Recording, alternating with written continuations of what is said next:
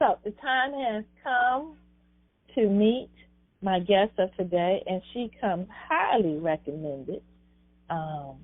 And I'm really excited about having her. I am not sure that we have met. I feel like I have seen her present, at least virtual. And so I'm glad to bring to the garden Dr. Lacee Carmon-Johnson, Manager of Basketball Advancement for Toronto Raptors.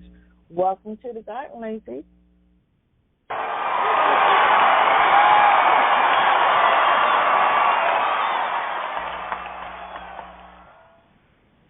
Hi, Monique. Thank you so much for having me. I am delighted to have you, dear, and I can't wait to hear about your journey. This is interesting. So, you have time, but right? I do have questions for you. Huh? I say you have time, right? I hope. Yeah. As I was saying, let me just jump right on in it because I have questions that people sent in. So let's just jump right in and tell the audience your career from college to now.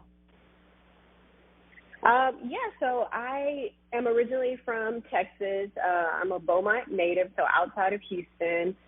Very clear to say I'm not from Houston. I'm from outside of Houston. But I went to Rice University. I was a student athlete there. I was a walk-on track and field athlete.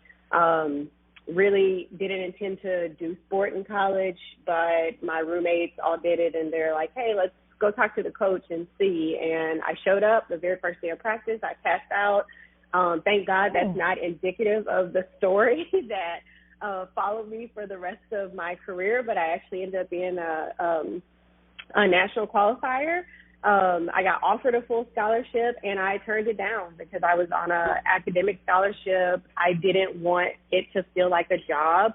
I was enjoying the role and the space that I played within the team, and I took very much pride in being a walk-on, and I've really kind of carried that mentality throughout my entire career.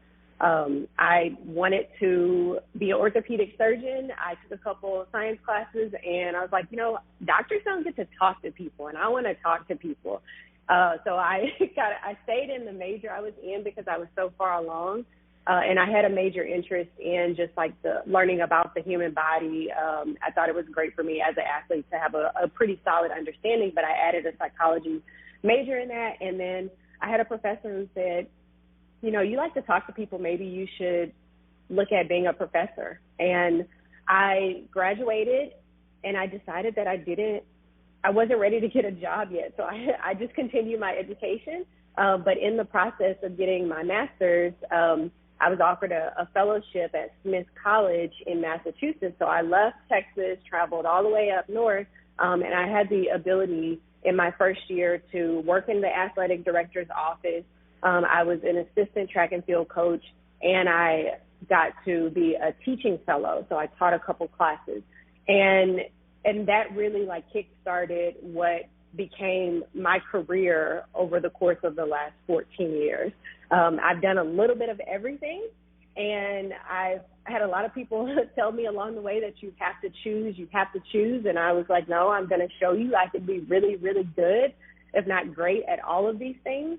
And I actually left my grad program after a year because I got a full-time coaching job in what I had envisioned to be the best starting opportunity for me, a couple months before I really kind of manifested this is the type of place I want to work for my first job, and it came a lot sooner than I expected. So I had to make my first major decision in my life at 23 to leave a fully paid graduate program to go, but my compromise with my new boss was that he would allow me to finish my master's degree there, and he understood how important that was for me. And I went there. We won lots of championships. I mean, I couldn't have asked for a better start to my career. He's actually retiring.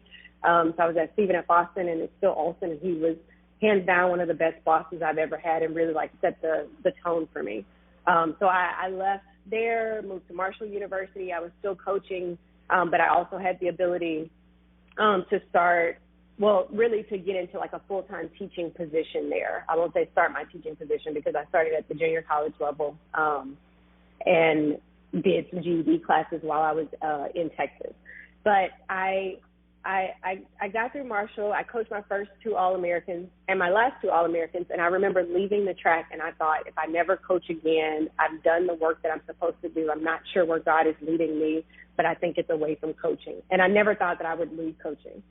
And got to Western Kentucky University, had the opportunity to start working in academic support, and within 2 weeks, I was like, what have I been doing with my life? Like, I get to impact 500 student athletes and really make a difference in their lives from an academic perspective, but really I believe so wholeheartedly in holistic development for athletes, and there wasn't that student-athlete development track there, so I had the space to be able to build it. But I not only got to build it, I got to finish my Ph.D., and I got to use, like, my faculty funds to do research in that space as well.